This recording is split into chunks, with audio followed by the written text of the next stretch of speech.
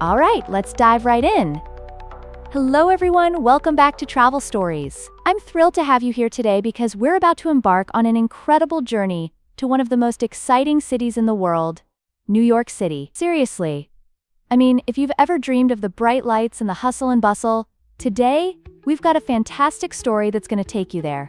So sit back and listen closely. Now joining us is John from England. John, it's so nice to have you on.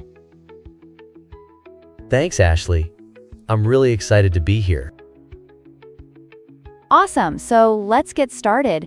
John, tell us a little bit about yourself. I mean, what's your background and what brought you to this point of, jetting off to NYC? Okay, sure. So I'm 25, living in London, and I work in a bookshop.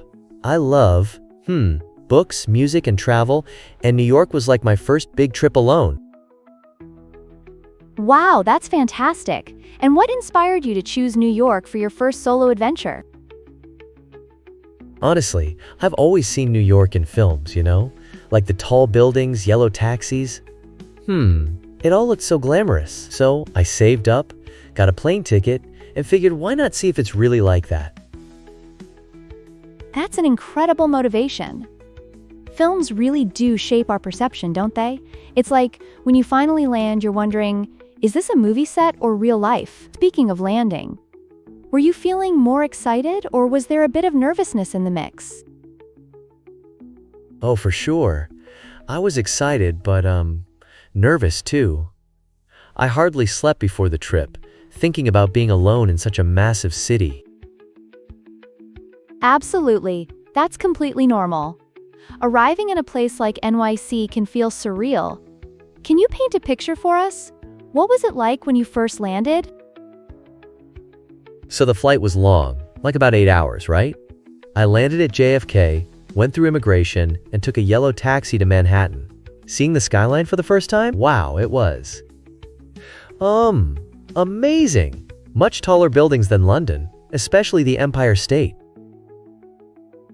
Yes, the iconic skyline greets you like a movie premiere. And how about your accommodations? I mean, you must have stayed somewhere interesting, right? Well, I stayed close to Times Square.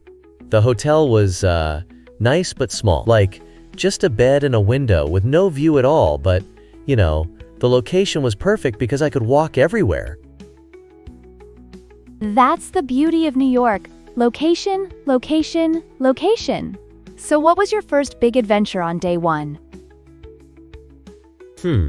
I was starving after the flight, so I dropped off my suitcase. And then, off to Times Square. It was just crazy. The bright lights, the crowds, the energy. It was something else. Oh, I can just imagine. It's like sensory overload, right? Did you grab something to eat amidst all that excitement? Yes, I got a hot dog from a street cart nearby. Super simple, but wow, it was delicious. Like, totally a classic New York moment, Absolutely. A hot dog in Times Square is basically a rite of passage. So as your adventure unfolded over the next few days, what sights were on your must-see list? Well, I planned to see 1 or 2 big sights every day. On day 2, I visited the Statue of Liberty. I took the subway for the first time, which was kind of daunting, but the view from the ferry was just fantastic. Seeing Lady Liberty in person? Wow, just wow. That first glimpse must have been breathtaking. The statue stands there, symbolizing freedom and hope. What about day 3? Did you take it a bit slower? Yes, I did. I wanted to unwind, so I headed to Central Park. It was beautiful, much quieter than the city. I saw the lake, strawberry fields. It was nice to just relax. And I even snagged a pretzel from a park vendor. Totally hit the spot. Central Park is like a little oasis. And what did you get into that afternoon? Oh, I explored the American Museum of Natural History. I really wanted to see the dinosaurs, from night at the museum. The place was massive, and I ended up spending hours there. That sounds like a blast. Real-life dinosaurs are always a crowd pleaser. Now, rolling into day 4, what was on the agenda? I decided to visit the Empire State Building. The views from the observation deck were just stunning, like something out of a postcard.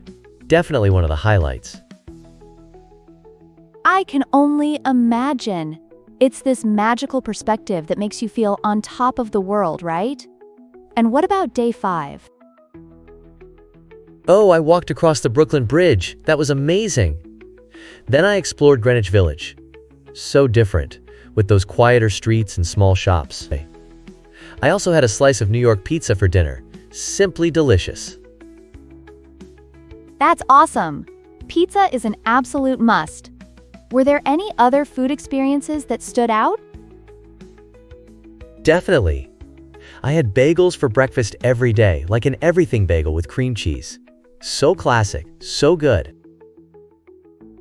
Oh man, bagels in New York are next level. And how did you find getting around the bustling city?